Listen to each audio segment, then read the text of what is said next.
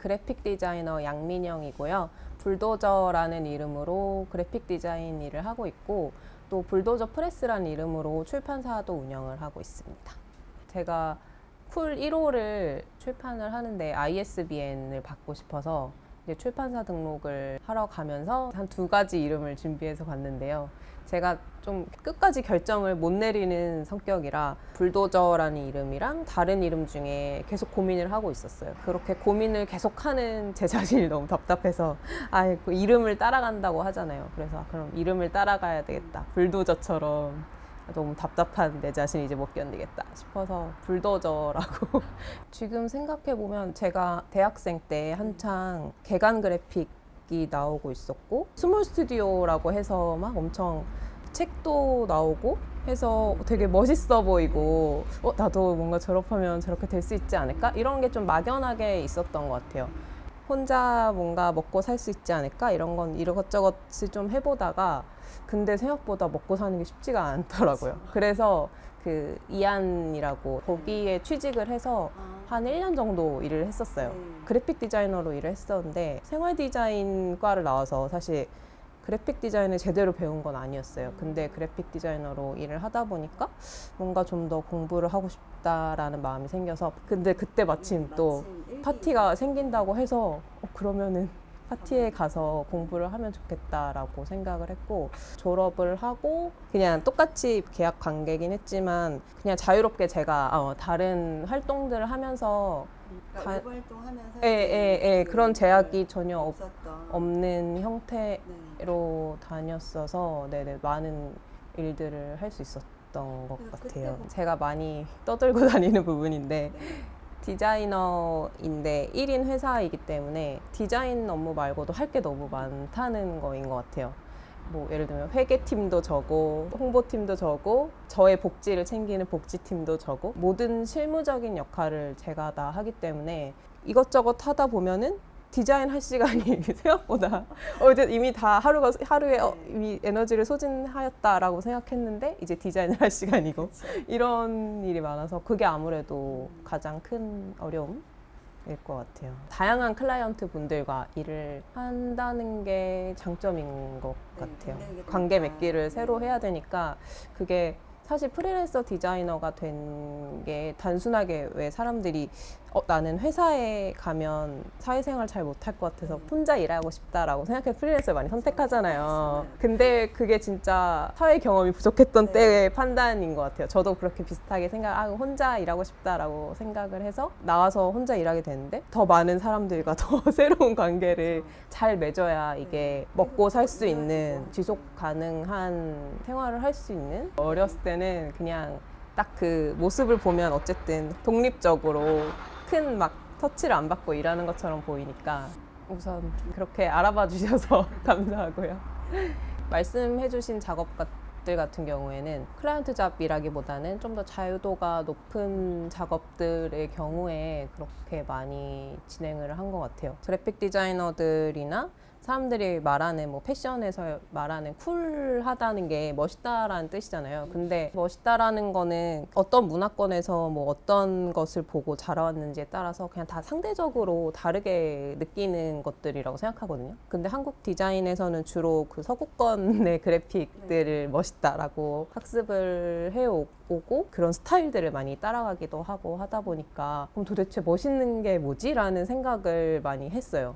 뭐든 멋있으면 상대적인 거니까 예를 들면 쿨이란 단어가 시원하다는 뜻이 있으니까 시원함을 연상하는 이미지들을 보여주면 이건 누가 봐도 쿨한 이미지가 아닐까? 그 쿨함이 도대체 뭔지에 대한 조금 오바스럽지만 반기? 질문? 이런 걸 던지고 싶었던 것 같아요. 그 초반에는 진짜 글도 제가 쓰고 사진도 제가 찍고 디자인도 제가 하고 파티 졸업 작업으로 1호를 시작을 해서 더 그랬던 것 같고요. 그래서 그때는 좀 더 에너지와 열정이 넘쳤던 것 같아요. 아무래도 잡지의 매력은 많은 사람들이 참여해서 다양한 내용들이 있는 거라고 생각을 해서 섭외를 하기 시작했고 1호부터 지금 6호까지 나왔는데 다 되게 다르거든요.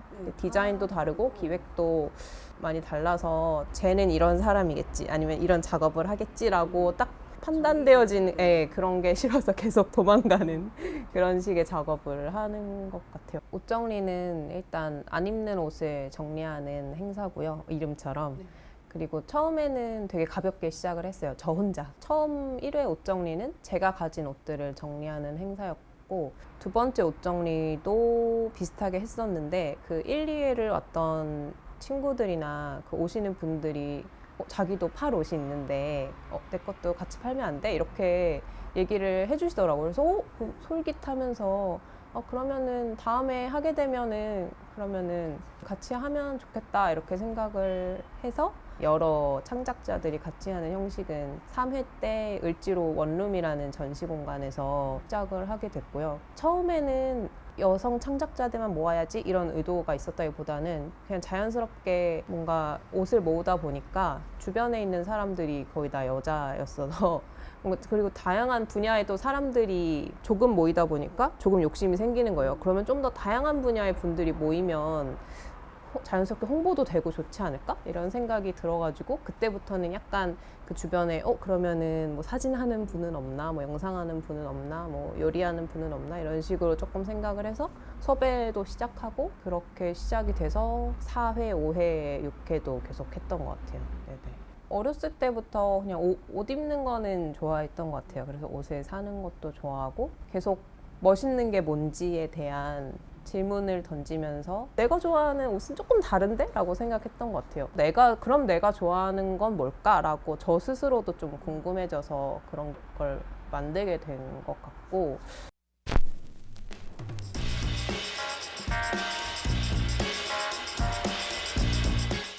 처음에 신이나 디자이너가 주축이 돼서 뭔가 이런 거를 할 건데 해보지 않겠어요? 이렇게 제안이 왔던 것 같아요. 너무 오래돼서 기억이 사실 잘 안 나는데 그래서 하죠 뭐 이렇게 돼서 이렇게 우윤희, 김소미, 신이나 디자이너 저 이렇게 4명이 모여서 소모임처럼 진짜 4명이 카페 같은 데에서 만나서 그럼 이름은 뭘로 하지? 이런 내용 되게 사소한 회의 같은 거를 거쳐서 오늘날의 FDSC가 되었고요. 초반에는 되게 오프라인 그 회원분들의 수가 적기도 하고 오프라인 모임이 되게 잦았었어요. 그래서 되게 친밀도도 금방 높아지고 작은 뭐 견적서 소모임이나 좀 프리랜서 분들이 필요로 하실 법한 그런 소모임이 조금 많았고요. 설립 멤버 중에 3명이 프리랜서이고 그리고 거의 그 프린트 매체 위주의 디자이너이다 보니까 소모임이 그런 쪽을 위주로 많이 열렸어요. 그래서 소규모 1인 그래픽 디자이너 중심의 커뮤니티라고 처음에는 조금 인지를 많이 하셨던 것 같아요. 근데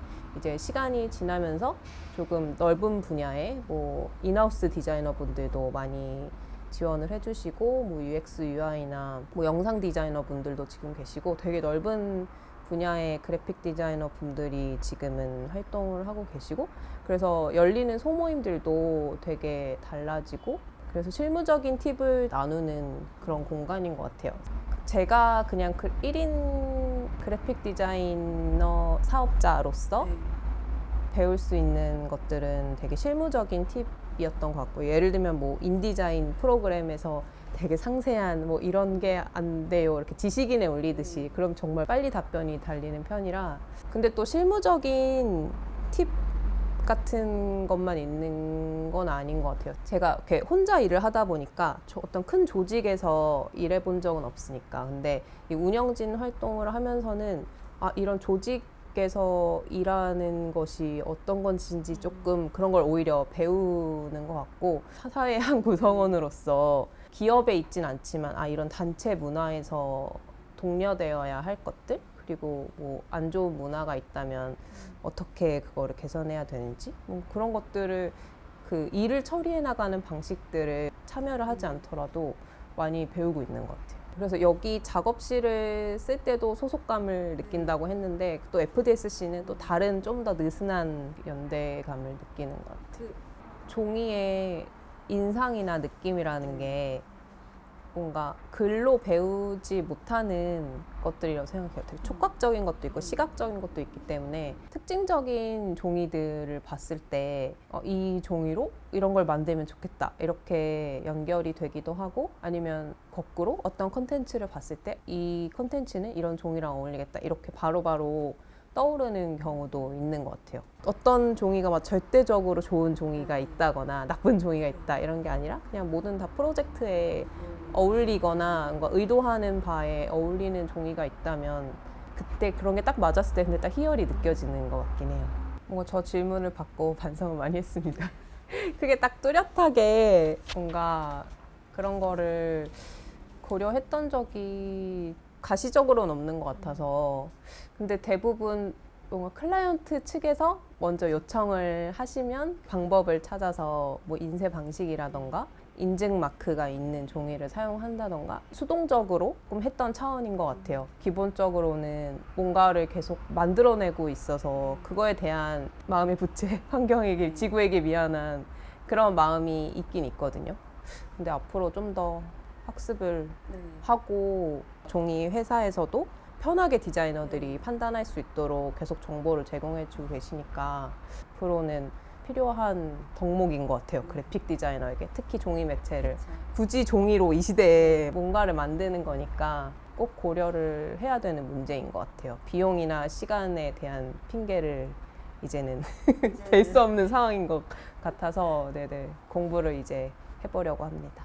네. 기쁨은 그래도 사회 구성원으로서 뭔가 성취를 해내고 있다? 평상시에 이런 게 크게 중요하지 않다고 생각했던 시절도 있었던 것 같은데 어렸을 때는 인생은 혼자 살 수 없는 것이더라고요. 그래서 사회와 내가 어떻게 더불어 살 것인가 그게 항상 기쁨이자 슬픔인 것 같아요. 디자인이라는 게 엄청난 협업이잖아요. 학생 때는 커뮤니케이션 디자인이란 말이 왜 그런지 모르고 학생 때는 약간 아트워크를 하는 이미지로 편견이 조금 있었는데 일을 직접 사회에 나와서 해보니까 커뮤니케이션이 8할이었구나 디자인은 2할이었구나 이런 생각이 들어서 다른 사람들과의 작업이 뜻밖의 더 좋은 결과가 나오기도 하듯이 디자인도 항상 제가 막 잘해서 엄청 좋은 결과물이 나온다기보다는 협업하시는 분들이 좋은 컨텐츠로 그걸 제가 잘 맞는 디자인을 해야 좋은 디자인이 나오는 것 같더라고요. 그래서